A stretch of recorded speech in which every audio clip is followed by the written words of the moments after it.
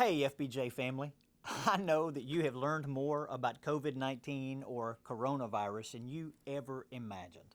And it seems like every day you're learning something more. Well, the natural question is, well, how does this affect First Baptist Jackson, particularly our weekly activities?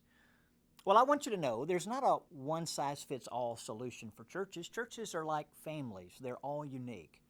Every church has a unique size demographic and age demographics, different technological capabilities, and different lead times in order to communicate schedule changes.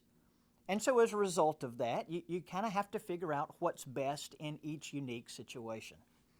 On top of that, and actually most importantly, what does the Bible have to say about situations such as we're in? You know, Romans 13 tells us that God has given us government for our good.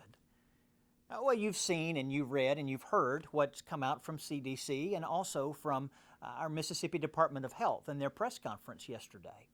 One of the recommendations that they made is to not do gatherings of 250 or more people. Well, that certainly applies to our demographic. However, Paul writes to Timothy in 2 Timothy chapter 1 and verse 7 that God doesn't give us a spirit of fear, but of power and of love and of a sound mind. Well, how do you correlate those two verses and make a decision? Well, I think the key is in the second part of that verse Paul gave to Timothy, power and love and of a sound mind. In Proverbs, the scripture tells us that in the multitude of counselors there is safety. Immediately after the press conference yesterday, some of our staff met with some of our deacon leadership to discuss what would be our best next steps. We determined together that it would be best to expand our multitude of counselors, to include our medical professionals who were members here at FBJ. And so we were able to seek the counsel of many of them last night. And I can tell you that unanimously we decided that the best course of action right now would be to live stream only this Sunday and to cancel all of our regularly scheduled activities for the next week. Now hear me. This is just a temporary precautionary measure.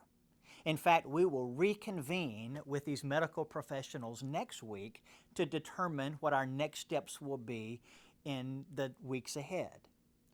I understand that you see all sorts of things and you hear all sorts of things and you wonder what's true, what's not true. I also understand that many people may not be affected by this virus and it may only affect or most impact the older in our community and also those who have already have some type of illness. But listen, isn't it a part of loving our neighbor to make sure we're doing what we can to minimize the risks to everybody? You know what? Interestingly, this is not unique to First Baptist Jackson. In 1918, W.A. Hewitt was the pastor of FBJ, and in October of that year, the decision was made to literally close the doors of the church for a few weeks because of Spanish influenza. Well, you know what? God led them through that difficult time, and God, who is the same yesterday, today, and forever, well, He's going to lead us through this time as well.